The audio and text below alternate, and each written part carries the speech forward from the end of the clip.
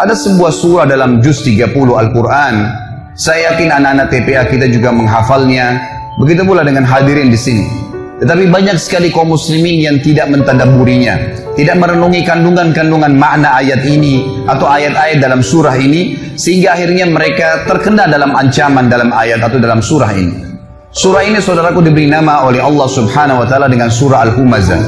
A'udzu billahi minasyaitonir rajim. Bismillahirrahmanirrahim. Wailun likulli humazatin lumazah alladzi jama'a malan wa 'addadah yahsabu anna malahu akhladah kalla layunbadhanna fil hutamah wa ma adraka mal hutamah narullahil muqadatu allati tattali'u 'alal afidah innaha 'alaihim mu'sadah fi 'amadin mumaddadah. Di dalam tafsir sekaligus terjemahan, wailun memiliki banyak makna yang artinya adalah kecelakaan, kehinaan, penyiksaan, kerendahan, segala macam makna yang bisa menyusahkan seseorang bergabung di masalah atau dalam kalimat wail. Seperti misalnya dalam ayat lain, wailun lil mutaffifin, kecelakaan, kehancuran, kebinasaan. Bahkan ulama tafsir mengatakan nama sebuah lembah di api neraka namanya wail. Allah mengatakan wailun likulli. Kata-kata li, ini berarti untuk, dan kullu berarti semuanya. Dan kalau bergabung antara li dengan kullu berarti tidak ada pengecualian. Allah mengatakan wailun likulli, kecelakaan, kehancuran, kebinasaan, siksaan, lembah di api neraka untuk semua, tidak terkecuali. Siapakah yang Allah ancam saudaraku? Dua kelompok, humazatin lumazah. Humazah ini kata ulama tafsir maknanya adalah orang yang sibuk menceritakan aib orang lain dengan lisannya. Sibuk lisannya setiap hari bangun tidur sampai tidur lagi bagaimana menjatuhkan orang lain, menghina orang lain, mengeluarkan kata-kata yang mengundang murkahnya Allah dari kata-kata kemaksiatan. Tidak ada nasihat, tidak ada zikir, tidak ada baca Al-Quran. Padahal orang mukmin harus memikirkan semua yang keluar dari lisannya adalah sesuatu emas, bernilai, punya bobot, sehingga dicatat dalam buku amalnya, dan dia menjauhi semua kata-kata yang justru berbahaya bagi dia, yang akan membuat orang lain membencinya karena kata-kata kasar atau menghina atau menjatuhkan. Bahkan Allah Subhanahu wa taala akan murka padanya, dan kita akan dengar dalam lanjutan ayat ini bagaimana Allah mengancam orang-orang yang menyalahgunakan lisannya.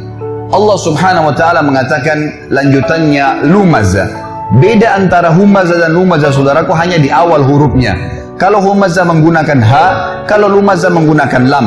Kalau tadi humazah orang yang sibuk menceritakan aib orang lain, menjatuhkan, menghina dengan lisannya, maka lumazah adalah orang yang sibuk mencontohkan aib orang lain dengan perilakunya. Temannya pincang dicontohkan jalannya, temannya cadel dicontohkan jalannya. Apa saja kekurangan dari fisik seseorang di depan matanya, maka dia jadikan sebagai bahan-bahan olokan. Sekali lagi Allah mengatakan wailun, kecelakaan, kehancuran, kebinasaan, lembah di api neraka untuk semua tidak terkecuali kelompok yang sibuk menceritakan orang lain dengan lisannya, menjatuhkan mereka, menghina mereka, atau mereka mencontohkan aib orang lain dengan perilakunya. Apa yang Allah Subhanahu wa taala sebutkan tentang ciri mereka? Kata Allah Subhanahu wa taala, alladzi jama'a malan wa 'addadah. Yang paling banyak kena dua kelompok ini adalah orang-orang yang selalu secara letter-let maknanya mengumpulkan harta dan menghitung-hitungnya. Ini terjemahan letter-let, tapi makna tafsirnya adalah orang-orang yang mengejar prestasi-prestasi dunia yang mereka mengira bahwasanya prestasi itu akan terus kekal bersama mereka. Misal, seorang ketua yayasan terus merasa dirinya akan menjadi ketua yayasan. Setiap merasa ada saingan, maka dia akan berusaha menjatuhkan dengan lisan atau perilakunya. Setiap orang dicalonkan menjadi wakil rakyat, maka dia akan terus mencari aib lawannya tadi dengan cara terus menjatuhkan dia dengan lisan dan juga dengan perilakunya, dan seterusnya. Semua ini adalah hal-hal yang diancam oleh Allah Subhanahu wa taala. Di dalam Islam saudaraku, kita sangat ditekankan untuk selalu bersyukur kepada Allah kalau seandainya ada sesuatu aib pada diri orang, muslim atau non muslim, untuk bersyukur kepada Allah karena tidak ada pada diri kita. Sebagaimana sabda Nabi SAW di dalam sebuah hadis yang sahih, beliau mengatakan terjemahannya, kalau kalian melihat aib pada diri seseorang yang tidak ada pada diri kalian, ucapkanlah segala puji bagi Allah yang telah menyelamatkan saya atas apa yang dicobakan kepada orang ini, dan telah memberikan kepada saya kelebihan dengan kelebihan-kelebihan yang banyak. bukan justru menjatuhkan, bukan justru dijadikan sebagai senjata untuk menghina orang lain atau bahkan menceritakan aib tersebut kepada orang lain. Saudaraku, menceritakan aib yang ada pada diri seseorang, kalaupun ada, namanya ghibah dalam agama Islam dan hukumnya haram, tidak boleh. Kata Nabi SAW waktu ditanya apa itu ghibah oleh seorang sahabat, beliau mengatakan, engkau menyebutkan tentang saudaramu yang dasarnya ada padanya dan dia tidak suka diceritakan hal tersebut. Sementara kalau tidak ada padanya, namanya fitnah, dan fitnah lebih besar daripada pembunuhan dosanya. Tidak ada celah bagi seorang muslim untuk menyalahgunakan lisannya, maka harus dijaga. Ini contoh, dan Allah sebutkan mereka paling banyak mengejar prestasi dunia. Sementara saudaraku, dunia ini semuanya hanya kemasan dan kiasan. Apa bedanya antara seseorang yang tidur di emperan jalan, yang tidak menggunakan kasur, selimut, cuma berlapiskan tanah saja, dan bajunya apa saja yang ada di badannya, dengan orang yang tidur di ranjang yang ratusan juta, rumahnya dari marmer semuanya? Apa kira-kira bedanya antara dua orang ini? Demi Allah, hanya kemasannya saudaraku, kemasan duniawi. Tujuannya sama saja, tidur. Apa bedanya antara orang yang makan di daun pisang dengan orang yang makan di piring emas? Kemasan dunianya yang berbeda, tujuannya makan sama. Jangan sampai kelebihan kemasan yang Allah berikan kepada kita karena kelebihan fisik, karena adanya kemasan kendaraan, kemasan yang diberikan oleh Allah Subhanahu wa taala, lalu akhirnya membuat kita melanggar pemberi nikmat itu, Allah Subhanahu wa taala, yang melarang kita justru menjatuhkan orang lain. Kata Nabi SAW, lawan daripada menjatuhkan orang adalah tawadu, merendah. Dalam hadis Bukhari kata Nabi SAW, justru siapa yang merendah kepada Allah tuh, karena Allah akan tinggikan derajatnya. Hasan Basri rahimahullah ditanya oleh beberapa ulama-ulama Basra pada saat itu, pada saat mereka mendefinisikan apa itu tawadu, apa itu merendah, supaya kita tidak jatuhkan orang lain. Maka mereka memberikan definisi beragam macam. Lalu Hasan Basri mengatakan, kalau menurut saya adalah, jangan pernah kau lihat siapapun orang muslim di depan matamu, kecuali kau pastikan dan katakan dalam dirimu, dia lebih baik daripada saya. Kalau dia lebih tua, katakan orang ini lebih dulu mengenal Islam dari saya, maka pasti lebih banyak pahalanya. Kalau dia lebih muda, katakanlah bahwasanya dia lebih muda dari saya, sehingga dosanya lebih sedikit dan Allah lebih muliakan dia. Terus kita merendah di mata Allah Subhanahu wa taala, Allah akan tinggikan derajatnya orang seperti ini. Saudara, selanjutnya Allah mengatakan ancamannya datang. Waktu Allah mengatakan wailun likulli humazatin lumaza, kecelakaan, kehinaan, kebinasaan, lembah di api neraka untuk semua orang yang selalu menceritakan aib orang lain dan mencontohkan perilaku mereka, yang mereka ciri-cirinya selalu mengejar prestasi-prestasi dunia. Yahsabu annama lahu akhlada, ya. Allah Subhanahu wa taala mengatakan setelah itu mereka mengira prestasi dunianya akan mengekalkannya di dunia. Kalla, tidak mungkin. La yumbadzanna fil hutama, pasti mereka ini akan dilemparkan ke dalam hutama. Allah lanjutkan, wa ma adraka mal hutama, tahukah kalian kenapa harus kalian takut, khawatir jangan sampai masuk ke hutama itu? Narullahil muqada, apinya Allah yang muqada. Kata para ulama tafsir, muqada maknanya adalah mushta'ila, yang berkobar-kobar. Teman-teman sekalian, renungi makna ini.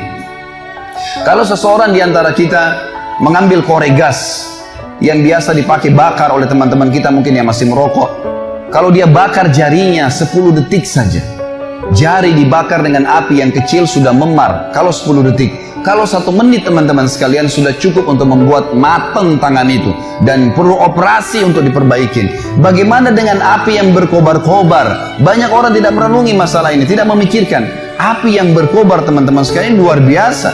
Kalau membakar maka akan menghanguskan tubuh seseorang. Allah mengatakan narullahil muqada, apinya Allah yang berkobar-kobar.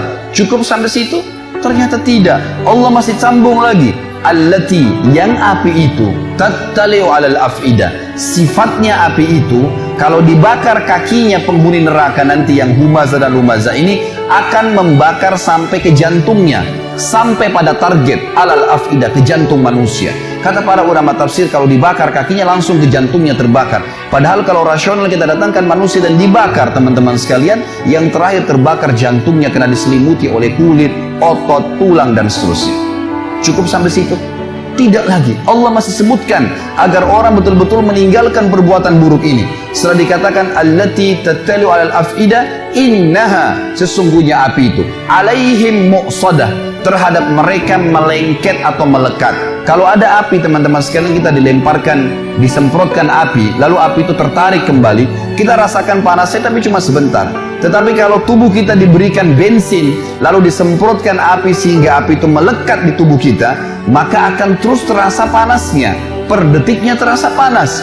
Maka Allah menggunakan kalimat ini. Api neraka hutama tadi itu bukan hanya berkobar-kobar, tapi pada saat disemprotkan ke tubuh seseorang nanti, naudzubillah, yang melanggar melakukan dua perbuatan ini, apinya akan melengket ke tubuhnya sampai terbakar, baru padam api tersebut. Diulangi lagi, begitu terus, tidak akan pernah habis sampai dosanya dibersihkan oleh Allah Subhanahu wa Ta'ala. Dan ingat, ancaman ini berlaku bagi seorang muslim yang dengan syahadatnya pun dia sudah bisa masuk surga sebenarnya, tapi akan dimasukkan ke neraka. Dan ini baru satu jenis siksaan karena bahaya lisan dan contoh perilaku. Belum bicara masalah dosa zina, belum bicara masalah dosa riba, belum bicara masalah dosa durhaka dengan orang tua, ditambahkan azab-azab kepada mereka. Sangat konyol kalau orang mengatakan tidak ada masalah, saya disiksa dulu neraka, toh akhirnya saya akan masuk ke dalam surga. Ini perkataan syaitan yang akan menyesatkan setiap mukmin yang akhirnya menganggap remeh dosa. Subhanallah, Allah mengatakan sungguhnya api itu sampai ke dalam jantung manusia dan api itu melengket pada mereka. Inna alaihim muqsadah. Tidak cukup sampai situ teman-teman sekalian. Allah menutup surah ini dengan kalimat, kata ulama, yang luar biasa. Kalimat ini menandakan siksaan yang luar biasa, tidak bisa dibayangkan. Fi amadin mumaddadah, kata Allah, dan mereka akan diikat di tiang-tiang yang bergelantungan. Kata ulama tafsir, penutupan surah ini luar biasa kalau orang memahaminya. Rasionalnya begini, kalau masjid ini kita tutup semua, tidak ada lubangnya sedikit pun, lalu kemudian kita bakar dengan api, teman-teman sekalian, ada orang yang mau dibakar di sini, nggak diikat di tiang, dibiarkan dia berlari-lari sana sini, tapi penuh dengan api ruangan ini. Pasti dia akan mati terbakar, tapi ada jeda. Pada saat dia lari ke sana, dia lari ke sini, ada jeda, dia tidak rasakan panasnya api. Tapi teman-teman sekalian, renungi makna ayat ini, namanya tadabbur, mengambil hikmah dan hukum yang Allah inginkan. Kalau kita tancapkan tiang di atas atap masjid ini, ditancapkan tiang seperti misalnya tiang lampu yang besar, lalu kita ikat seseorang di situ, kemudian dibakar ruangan ini, dia bergerak kiri kanan pun tetap akan merasakan panasnya api siksaan tersebut per detiknya. Dan ini kata ulama adalah makna yang luar biasa, menandakan sudah cukup seorang muslim meninggalkan dosa ini, saudara. Surah ini teman-teman sekalian mengajarkan kepada kita tentang bahayanya menyalahgunakan lisan. Dan dari sisi lain, lisan dalam agama kalau dipergunakan dengan kebaikan, maka akan baik. Anda kalau menggunakan lisan Anda dengan baik, walaupun fisik Anda punya kekurangan, orang akan suka dengan orang yang lisannya baik, santun kalau bertutur kata, yang keluar dari mulut seorang muslim cuma nasihat, tanya kabar, ilmu yang bermanfaat. Tidak ada sesuatu yang menjatuhkan orang lain, tidak ada sesuatu yang menyakiti orang lain atau menceritakan aib orang lain. Maka dia akan disuka oleh orang umumnya. Dan kalau ada seseorang yang lisannya tajam, walaupun tampannya orang paling tampan di dunia, paling kaya, tapi kalau lisannya tajam, suka menghina orang lain tidak suka dengan dia. Itu secara kehidupan manusia. Juga di sisi Tuhan kita Allah Subhanahu wa Ta'ala, Allah sangat murka dengan orang yang menyalahgunakan lisannya. Surah ini teman-teman sekalian mengajarkan kepada kita tentang harusnya seorang muslim menjaga lisannya.